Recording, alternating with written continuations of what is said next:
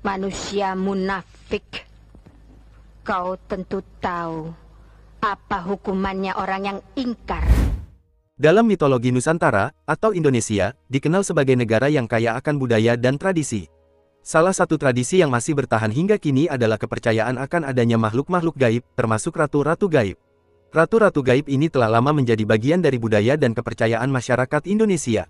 Mereka memiliki paras yang cantik, dan dipercaya memiliki ilmu yang menjadikan para ratu ini sebagai makhluk sakti mandraguna. Pada dasarnya, setiap ratu atau penguasa dunia gaib ini tentu memiliki sejarah dan wilayah kekuasaan yang berbeda. Mereka juga dipercaya memiliki kekuatan spiritual, yang dianggap sebagai pelindung dan penjaga daerah kekuasaannya. Dan berikut ulasannya. 1. Dewi Anjani. Dewi Anjani adalah tokoh dalam mitologi Gunung Rinjani di Lombok, Nusa Tenggara Barat, yang dikenal sebagai penjaga alam dan roh gunung.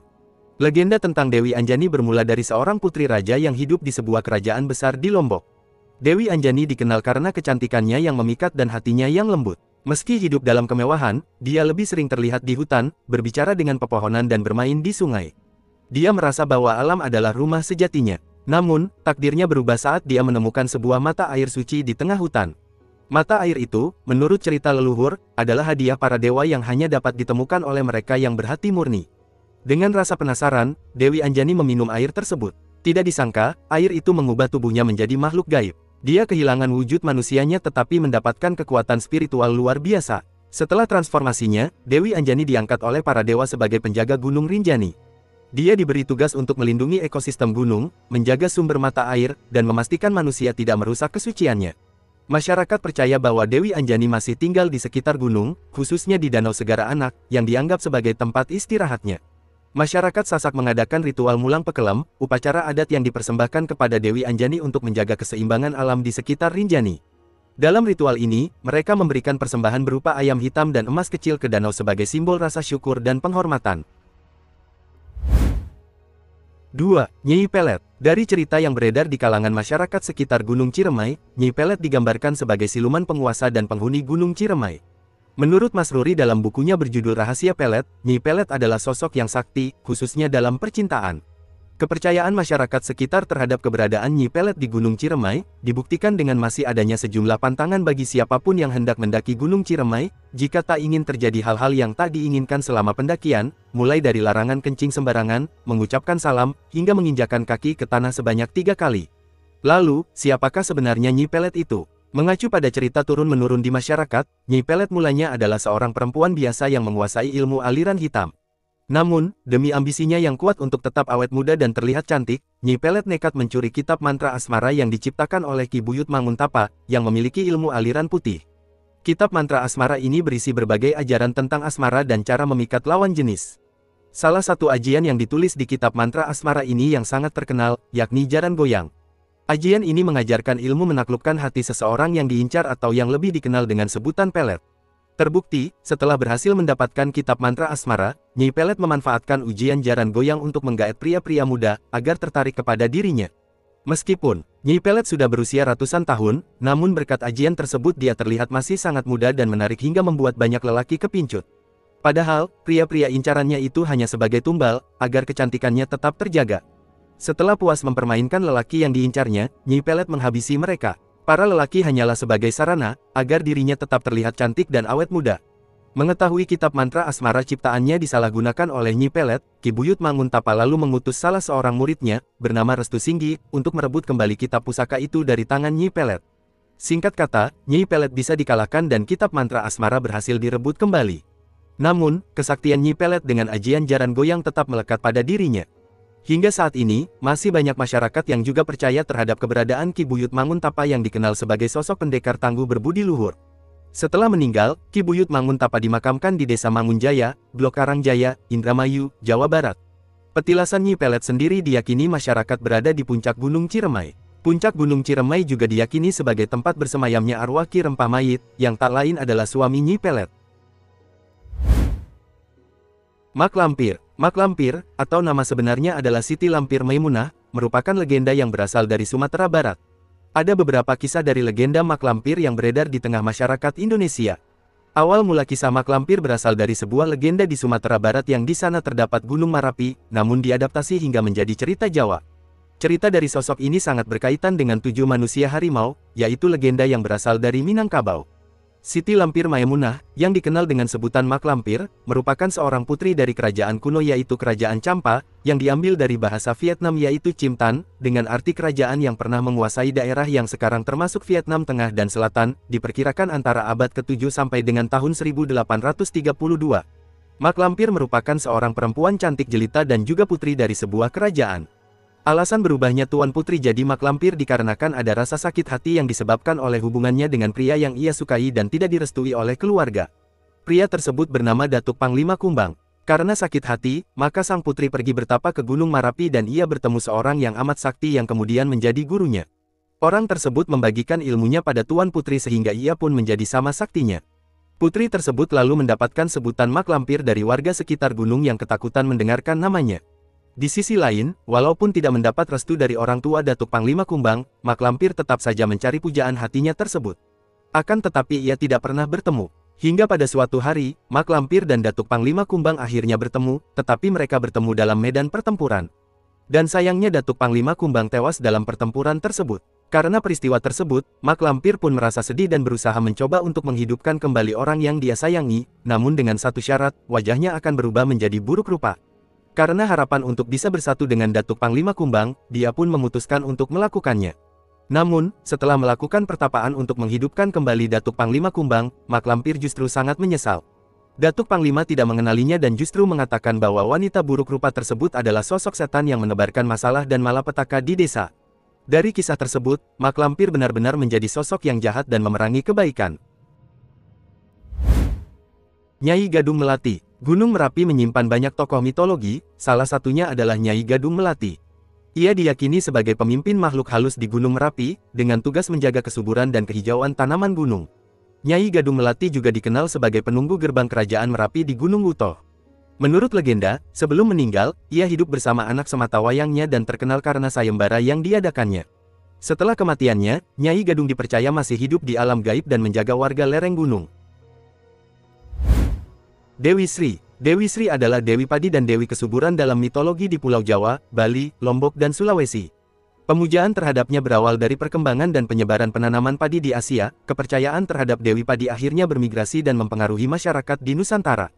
Mitologi yang serupa terhadap roh yang memberikan kesuburan di beberapa daerah sedikit berbeda dan tersebar luas di antara kawasan Asia Tenggara dan juga negara tetangga.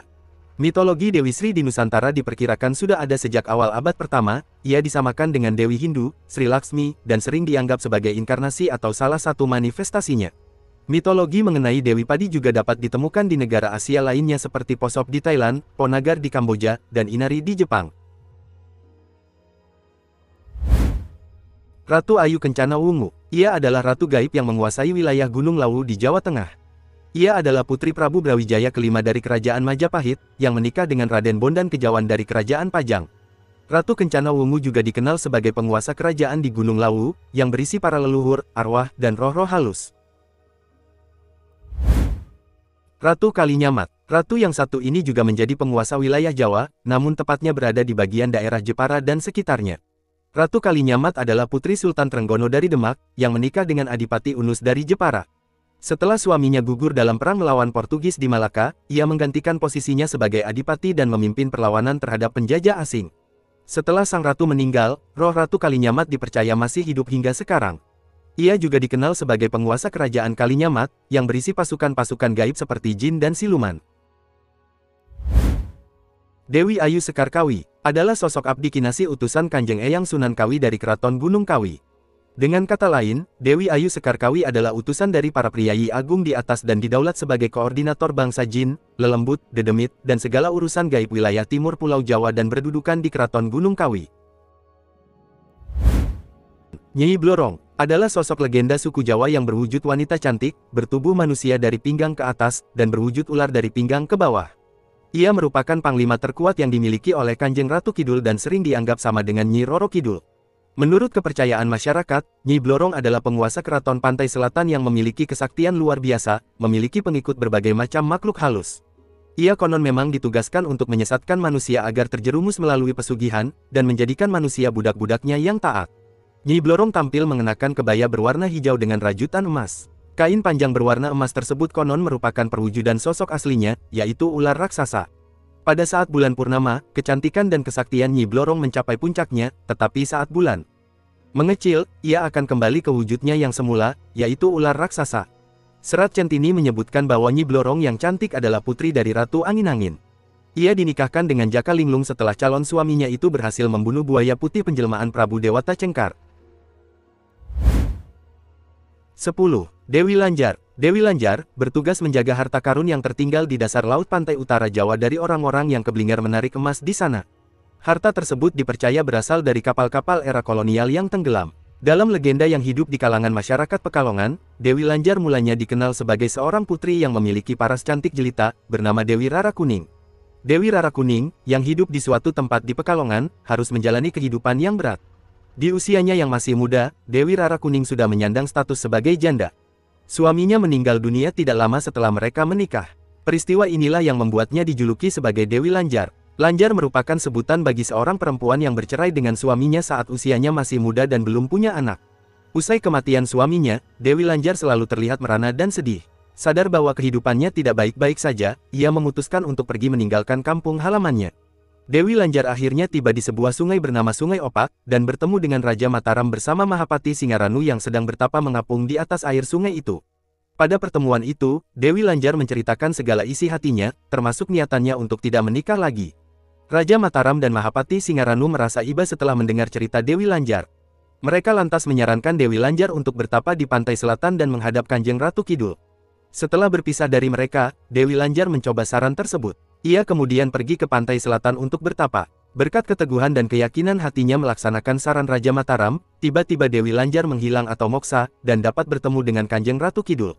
Saat bertemu dengan Kanjeng Ratu Kidul, Dewi Lanjar memohon agar dirinya dijadikan anak buah. Permohonan itu dikabulkan. Suatu ketika, Dewi Lanjar diperintah oleh Kanjeng Ratu Kidul untuk mencegah Raden Bahu membuka hutan Gambiren di Pekalongan. Dewi Lanjar tidak berhasil mencegah Raden Bahu, yang saat itu memiliki kesaktian hasil dari bertapa ngalong, atau bertapa seperti kelelawar. Karena tidak dapat mencegah Raden Bahu sesuai perintah Kanjeng Ratu Kidul, Dewi Lanjar memutuskan untuk tidak kembali ke pantai selatan. Ia justru memohon izin kepada Raden Bahu untuk tinggal di Pekalongan. Dewi Lanjar diizinkan Raden Bahu untuk bermukim di Pekalongan, bahkan keputusannya juga mendapat persetujuan dari Kanjeng Ratu Kidul. Sejak itu, Dewi Lanjar tinggal di pantai utara Jawa Tengah, khususnya di wilayah Pekalongan. Namun, ada pula yang menyebut bahwa Dewi Lanjar adalah adik Nyi Roro Kidul. Ratu Kenconosari. Menurut buku kisah Tanah Jawa, beliau adalah Kanjeng Ratu Karaton Pesisir Laut Selatan, pemimpin tertinggi bangsa gaib yang ada di samudera. Beliau merupakan ratu gaib yang menguasai laut selatan Pulau Jawa. Menurut salah satu versi cerita lain, ia adalah mantan permaisuri Prabu Siliwangi yang melakukan ritual mekso atau mengubah diri menjadi makhluk gaib dengan menceburkan diri ke laut. Ia kemudian menikah secara gaib dengan Raja-Raja Mataram dan menjadi pelindung kerajaan tersebut.